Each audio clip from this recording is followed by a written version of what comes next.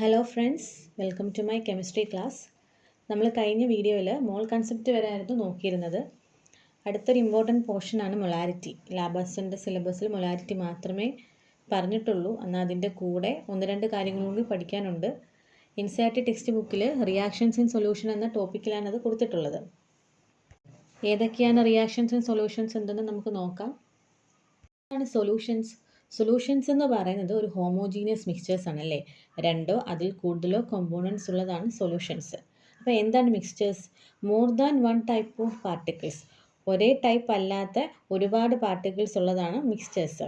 അപ്പോൾ ഒരുപാട് പാർട്ടിക്കിൾസ് ഉള്ള ഒരുപാട് കോമ്പോണൻസ് ഉള്ള മിക്സ്ചേഴ്സ് ആകുമ്പോൾ അതിനെ സെപ്പറേറ്റ് ചെയ്യാൻ കുറച്ച് ഫിസിക്കൽ മെത്തേഡ്സ് നമ്മൾ യൂസ് ചെയ്യും. ഏതൊക്കെയാണ്? Filtration, crystallisation, distillation. ഇതൊക്കെയാണ് ഫിസിക്കൽ മെത്തേഡ്സ്. നമ്മൾ മിക്സ്ചേഴ്സിൽ ഒരുപാട് കമ്പോണൻസുകൾ ഉണ്ടെങ്കിൽ സെപ്പറേറ്റ് ചെയ്യാൻ യൂസ് ചെയ്യുക. അപ്പോൾ മിക്സ്ചേഴ്സിൻ്റെ എക്സാമ്പിൾ ഏതൊക്കെയാണ്? എല്ലാ ടൈപ്പ് സൊല്യൂഷൻസും, അതുപോലെ ഗോർ ഓർണമെൻറ്റ്സ്, സീ വാട്ടർ, മഡി വാട്ടർ, ഇതെല്ലാം മിക്സ്ചേഴ്സിൻ്റെ എക്സാമ്പിളാണ്. മിക്സ്ചേഴ്സ് തന്നെ രണ്ട് തരമുണ്ട്. ഹോമോജീനിയസും ഉണ്ട്, ഹെട്രോജീനിയസും ഉണ്ട്. ഒരു യൂണിഫോം കോമ്പോസിഷൻ ത്രൂ ഔട്ട് കാണിക്കുന്നതാണ് ഹോമോജീനിയസ് മിക്സ്ചേഴ്സ്. അതായത് ഇപ്പം എയർ എന്ന് പറയുമ്പോൾ എയറിൻ്റെ ഒരു സാമ്പിൾ എടുത്താൽ എല്ലാ പാർട്സിലും എന്താണ് ഒരേ രീതിയിലായിരിക്കും അതിൻ്റെ കോമ്പോണൻസിൻ്റെ പെർസെൻറ്റേജ് കാണുക. അതുപോലെ ഹെട്രോജീനിയസ് എന്ന് പറയുമ്പം ഡിഫറൻറ്റ് കോമ്പോസിഷൻ ഡിഫറൻറ്റ് പാർട്സിലായിരിക്കും. ഇപ്പോൾ എക്സാമ്പിൾ പറഞ്ഞാൽ മഡി വാട്ടർ എടുത്തു കഴിഞ്ഞാൽ അതിലുള്ള ഓരോ കോമ്പോണൻസും ഓരോ സ്ഥലത്തും ഓരോന്നായിരിക്കും. ഇപ്പോൾ ചിലയിടത്താണെങ്കിൽ സോയിലായിരിക്കും കൂടുതൽ കാണുക, ചിലയിടത്താണെങ്കിൽ മറ്റുള്ള വേസ്റ്റുകളായിരിക്കും, ചിലയിടത്ത് കുഞ്ഞു കുഞ്ഞു സ്റ്റോണുകളായിരിക്കും. അപ്പോൾ അതാണ് ഹെട്രോജീനിയസ് മിക്സ്ചേഴ്സും ഹോമോജീനിയസ് മിക്സ്ചേഴ്സ് എന്നും പറയുന്നത്. സൊല്യൂഷൻസ് എന്ന് പറയുന്നത് ഹോമോജീനിയസ് മിക്സ്ചറാണ്. രണ്ടോ അതിൽ കൂടുതലോ കോമ്പോണൻസ് ഉള്ളതാണ് സൊല്യൂഷൻസ്. അപ്പോൾ ഈ സൊല്യൂഷൻസിൽ ലാർജർ ക്വാണ്ടിറ്റിയിൽ കാണപ്പെടുന്ന കോമ്പോണൻസുകൾ സോൾവെൻറ്റുകളും മറ്റ് കോമ്പോണൻസുകൾ സൊല്യൂട്ടുകളുമാണ്. ഏത് സബ്സ്റ്റൻസ് ആണോ ഡിസോൾവ് ആവുന്നത് അത് സൊല്യൂട്ടും, ഡിസോൾവ് ആവാൻ വേണ്ടി യൂസ് ചെയ്യുന്ന സബ്സ്റ്റൻസ് ഏതാണോ അത് സോൾവെൻറ്റുമായിരിക്കും. ഇപ്പോൾ എക്സാമ്പിൾ പറഞ്ഞാൽ NaCl സൊല്യൂഷൻ.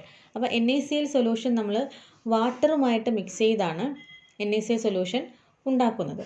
അപ്പോൾ അതിൽ NaCl നല്ല രീതിയിൽ ഡിസോൾവ് ആവുന്നുണ്ട്, അത് സൊല്യൂട്ടും. മിക്സ് ചെയ്യാൻ വേണ്ടി നമ്മൾ യൂസ് ചെയ്ത സബ്സ്റ്റൻസ് വാട്ടറാണ്, അത് സോൾവെൻറ്റുമാണ്. രണ്ട് കോമ്പോണൻസ് മാത്രം കാണപ്പെടുന്ന സൊല്യൂഷൻസ് ബൈനറി സൊല്യൂഷൻസ് ആയിരിക്കും.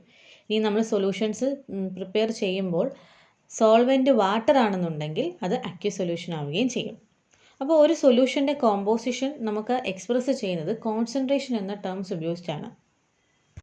Concentration is defined as the amount of solute present in A given volume of solution. നമ്മൾ എടുത്തിരിക്കുന്ന ആ ഒരു സൊല്യൂഷൻ ഇപ്പോൾ 1 ലിറ്റർ ആണെന്നുണ്ടെങ്കിൽ ആ ഒരു സൊല്യൂഷനിലായിട്ട് പ്രസൻറ്റ് ചെയ്തിട്ടുള്ള സൊല്യൂട്ടിൻ്റെ എമൗണ്ട്, അതാണ് കോൺസെൻട്രേഷൻ എന്ന് പറയുക. കോൺസെൻട്രേഷൻ എക്സ്പ്രസ് ചെയ്യാൻ വേണ്ടി 4 വേയ്സ് ഉണ്ട്. 4 രീതിയിലാണ് കോൺസെൻട്രേഷൻ എക്സ്പ്രസ് ചെയ്യുന്നത്. Mass percent, mole fraction, molality. ഇതിൽ മൊലാലിറ്റിയാണ് നമ്മുടെ സിലബസിൽ പ്രധാനമായിട്ടും കൊടുത്തിട്ടുള്ളത്. കുറച്ച് ലെന്തി പോർഷൻ ആയതുകൊണ്ട് പാർട്ട് 2 ആയിട്ട് ഇട്ടേക്കാം. Thank you.